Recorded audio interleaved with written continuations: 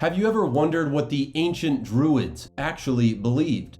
Not the Hollywood version with the long white robes and the vague connection to Stonehenge, but the real historical priesthood that once guided the spiritual life of Celtic society. Their knowledge was secret, their rituals powerful, and yet they left behind no sacred texts. So how do we know what we know? Well, let's begin with what survived. The spiritual life of the Druids, known collectively as Druidism or Druidry, first enters the historical record between the 4th and 3rd centuries BCE, though its roots likely extend deep into the prehistoric religious traditions of northwestern Europe. Archeological and linguistic evidence suggests Druidic thought emerged from an earlier Indo-European priestly archetype, evolving into a sophisticated religious and intellectual class within Celtic society. Like the mysteries of Egypt and Greece, Druidic knowledge was oral, initiatory, and esoteric. Its deepest doctrines were transmitted through direct instruction rather than public writings or inscriptions. Miranda J. Green, in her book The World of the Druids, describes how we have come to know about this initiatic practice, stating on page 8 that classical commentators writing about the Celts during the 1st century BCE and the first few centuries CE initially mention the Druids as prominent members of Celtic society.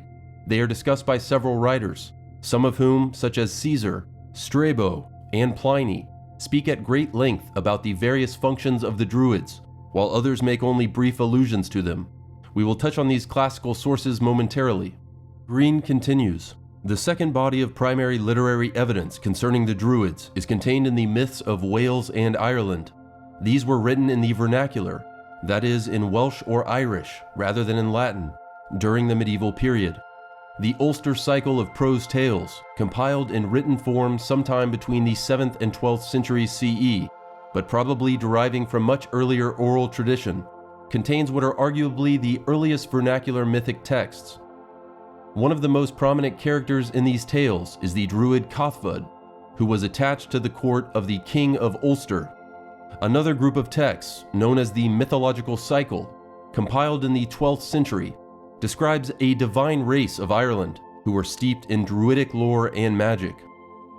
What survives from the Roman sources are only fragments, primarily through Roman authors Caesar, Strabo, Lucan, Pliny the Elder, and Tacitus. When reading Roman classical accounts of the Druids, one must remember that these sources were written by outsiders, whose descriptions were often shaped by political motives, cultural bias, and limited first-hand understanding. Julius Caesar, in his commentaries on the Gallic War, written around 50 BCE, remarks, "The Druids do not think it right to commit their teachings to writing, though in almost all other matters they use the Greek alphabet. This deliberate oral preservation ensured the sanctity and initiatory exclusivity of sacred knowledge, rather than reflecting ignorance or illiteracy. The Celtic use of the Greek alphabet for secular matters likely arose from trade contact with Mediterranean sinners like Massalia."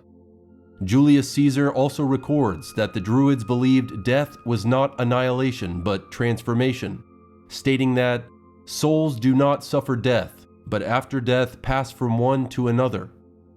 Like the mystery religions of Greece, the Hermetic tradition, and early Gnosticism, Druidism emphasized the immortality of the soul and its transmigration through multiple incarnations.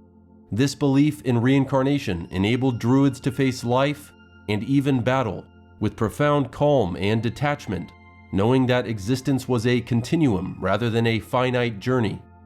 Based on the writings by ancient Greek and Roman authors, many scholars believe that Druid beliefs were impacted by Pythagoreanism, particularly on the topic of the immortal soul. Both belief systems share a concept of metempsychosis, which you may remember from our video on the Greek mysteries and the Orphic traditions, or the transmigration of souls after death into a new body. However, whether one tradition influenced the other, or if they simply developed similar ideas, is a subject of ongoing debate. In regards to astrological appreciation, Julius Caesar additionally states that they likewise discuss and impart to the youth many things respecting the stars and their motion, respecting the extent of the world and of our earth, respecting the nature of things, respecting the power and the majesty of the immortal gods. The Wheel of the Year, a modern reconstruction believed to be adopted from ancient practice, is said to reflect the sacred agricultural and astronomical markers found in Druidic philosophy. This eightfold calendar, consisting of solstices, equinoxes, and the cross-quarter festivals such as Samhain and Beltane, positions the Druids within a tradition that viewed time cyclically, with spiritual renewal intrinsically linked to cosmic phenomena, much like the earlier Babylonians and Egyptians. Strabo, in his Geographica from between 20 BCE to 20 CE, provides an account of the Druids among the Gallic peoples, describing them as a distinct class alongside the Bards and Vates or Ovates. He notes that the Druids engage in both natural and moral philosophy and are entrusted with resolving disputes, including serious matters such as murder cases. Strabo emphasizes their role as judges and educators, highlighting their influence in Gallic society. In the years 60–61 CE, during the Roman invasion of Britain, the Druids faced violent suppression as a deliberate policy to extinguish their influential spiritual and cultural authority. The violent campaign by the Romans was as much a cultural suppression as it was a military conquest, aimed at eradicating a powerful spiritual authority, seen as threatening to imperial control. The Roman general Suetonius Paulinus led a brutal campaign against the Druids, who had sought refuge on the Isle of Mona, in modern-day Anglesey in Wales. Tacitus vividly describes the assault. On the shore stood the opposing army with its dense array of armed warriors, while between the ranks dashed women in black attire like the Furies, with hair disheveled, waving brands. All around, the Druids lifting their hands to heaven and pouring forth dreadful imprecations, scared our soldiers by the unfamiliar sight, so that, as if their limbs were paralyzed, they stood motionless and exposed to wounds. Despite this seemingly supernatural opposition, Roman forces triumphed through military discipline and brutal force. Tacitus recounts how the Romans then destroyed the Druids' sacred groves and altars, considered centers of their religion and power. He writes, "A force was next set over the conquered, and their groves, devoted to inhuman superstitions, were destroyed. They deemed it indeed a duty to cover their altars with the blood of captives, and to consult their deities through human entrails. This violent destruction marked the effective suppression of Druidism on Anglesey, often described as the last stronghold of Druidic resistance against Rome. The fires that consumed the groves silenced the oral traditions that depended on these ritual centers." The Roman poet Lucan, writing contemporaneously to the suppression of the Druids, elevates Druidism to a haunting, almost supernatural realm in his epic titled Pharsalia, written between 61 and 65 CE. Lucan depicts their practices as a dark and mystical counterpoint to Roman order, writing, "While you, ye Druids, when the war was done, to mysteries strange and hateful rites returned, to you alone 'tis given the gods and stars, to know or not to know. Secluded groves your dwelling place, and forests far remote. If what ye sing be true, the shades of men seek not the dismal homes of Erebus, or death's pale kingdoms, but the breath of life still rules these bodies in another age. Life on this hand and that, and death between. Happy the peoples neath the northern star. In this their false belief, for them no fear of that which frights all others. They with hands and hearts undaunted rush upon the foe, and scorn to spare the life that shall return." Though Lucan's portrayal is poetic and contains elements of Roman bias, it encapsulates the Druidic belief in the transmigration of souls and the courage it inspired. Pliny the Elder, in his Natural History written 77 CE, provides glimpses into Druidic practices and theology, recognizing their priestly functions interwoven with magico-medical rites. He notes the sacred status of mistletoe and oak, and describes ritual sacrifices and fertility rites. Writing, "The Druids bring thither 2 white bulls, the horns of which are bound for the first time. Clad in a white robe, the priest ascends the tree and cuts the mistletoe with a golden sickle. They then immolate the victims. It is the belief with them that the mistletoe, taken in drink, will impart fertility and is an antidote for all poisons. These classical sources portray the Druids as priestly intermediaries of the natural and supernatural world, overseeing religious rites, legal judgments, and education, with Caesar emphasizing their role in Gallic society, Strabo emphasizing their philosophy and ability to resolve disputes, Tacitus highlighting their resistance to Roman authority and moral instruction, Pliny noting their herbal and divinatory knowledge, and Lucan dramatizing them as ominous mystical figures entwined with war and prophecy. It might sound inconvenient to memorize your theology instead of reading and writing it, but in that oral discipline was a kind of reverence. This concept of spiritual memorization echoes through time in esoteric traditions, like the Jewish Kabbalah, which once forbid its initiates to write down teachings, and in Freemasonry, which also employs memory, ritual, and symbolic transmission. The idea was simple. Truth isn't just something you read, it's something you embody. Manly P. Hall, the eminent esoteric scholar, understood the Druidic tradition as a profoundly structured mystery school with graded initiations and sacred symbolism deeply linked to natural laws. Hall explains that the Druids historically comprised three orders: the Ovates, Bards, and Druids themselves, each marked by specific robes and roles.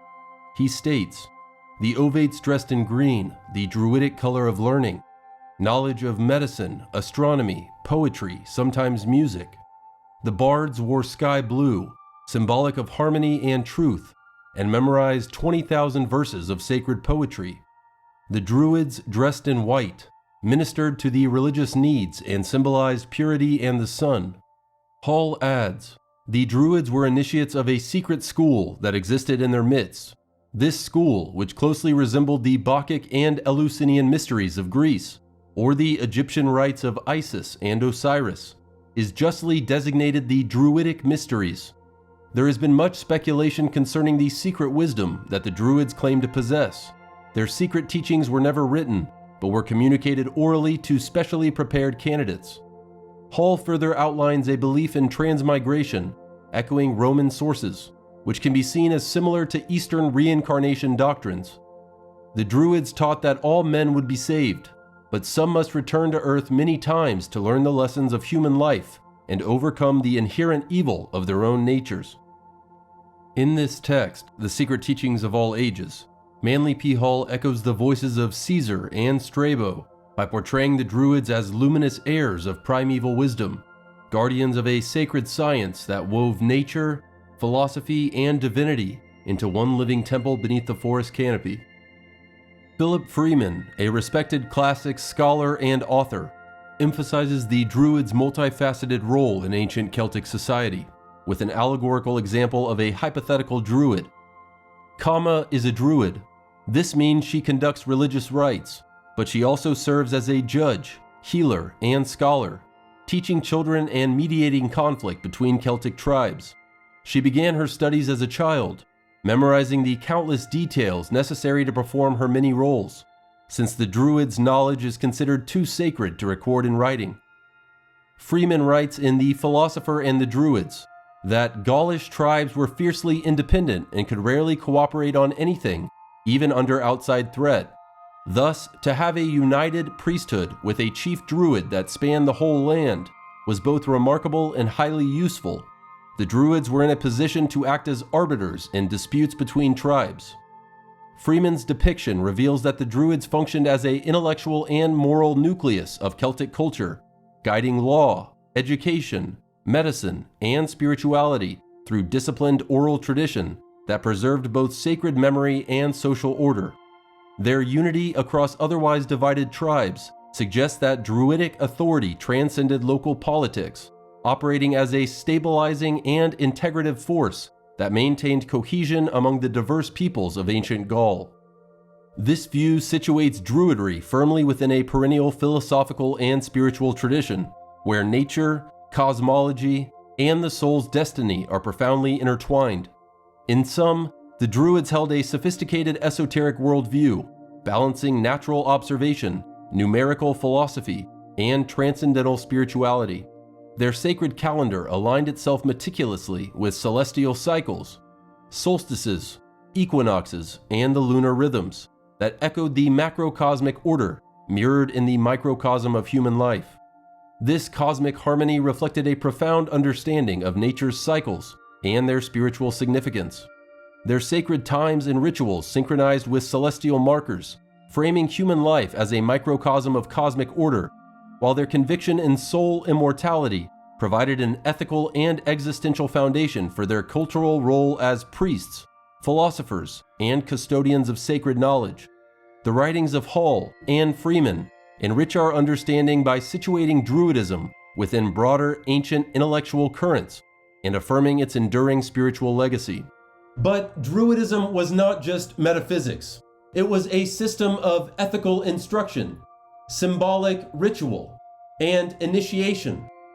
Entrants passed through levels of understanding: Bard, Ovate, Druid, each representing a deeper grasp of the mysteries. This initiatory structure aligns it with the Western esoteric tradition, a spiritual lineage more unified than most realize.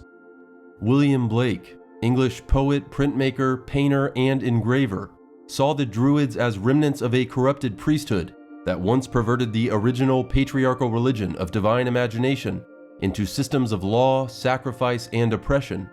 Yet he also saw in the mythic idea of the Druids a trace of Britain's ancient spiritual lineage, suggesting that beneath their distortion lay a lost wisdom of unity between nature, divinity, and human creativity.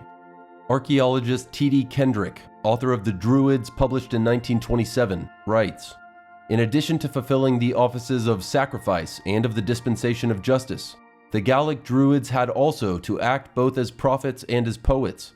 That is to say, they practiced the art of divination and were also employed in the composition of epics and spells." Kendrick also describes how an agreement between Druidic observances and widespread Celtic customs is suggested by the examination of the pagan festival days that are still celebrated in France and Great Britain, by the lighting of bonfires and kindred demonstrations. In regards to the accusations of sacrifice made by Blake and Kendrick, it must be noted that it cannot be definitively said that the historical Druids practiced human sacrifice. The belief that they did is based almost entirely on second-hand and hostile accounts written by Greco-Roman authors, not by the Celts themselves. Is there any archaeological evidence of Druidism or Druidry? Modern scholars generally agree that the Druids had no direct connection to Stonehenge, as the monument predates their emergence by over 1,000 years, though later Celtic revivalists romantically associated the two. Archaeological sites like Anglesea's Bryn Celyn Ddu and Llyn Cerrig Bach are often associated with Druidic ritual, but direct evidence linking Druids to these places is debated, as most monuments predate known Druid activity. Votive deposits of weapons and cauldrons in lakes and bogs reflect widespread Iron Age ritual, but cannot be tied exclusively to Druids. Artifacts such as the Latane-style headpiece from Deal, Kent, and ritual bronze spoons suggest the presence of ritual specialists, but scholarly consensus hesitates to label them definitively as Druidic regalia. The Ogham stone from the Isle of Man, bearing a name potentially meaning son of the Druid, has been contested, with recent scholarship viewing this as likely a personal name rather than a priestly title.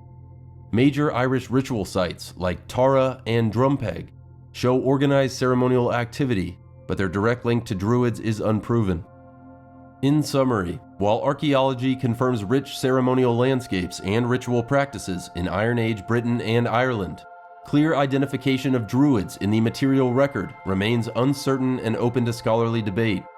Archaeology has yet to confirm the existence of temples or structured buildings dedicated to Druids. Instead, sacred groves, ritual landscapes, and votive deposits stand as symbolic testaments to their spirituality tied to the natural world. The legends beyond the archaeology that remain paint a nuanced picture of the Druids as learned, morally engaged spiritual leaders who preserved their secret knowledge through oral tradition and ritual practice, revealing a complex religious system that integrated philosophy, law, science, and sacred rites within Celtic society, though the true extent of their knowledge is a matter still open to further academic discussion.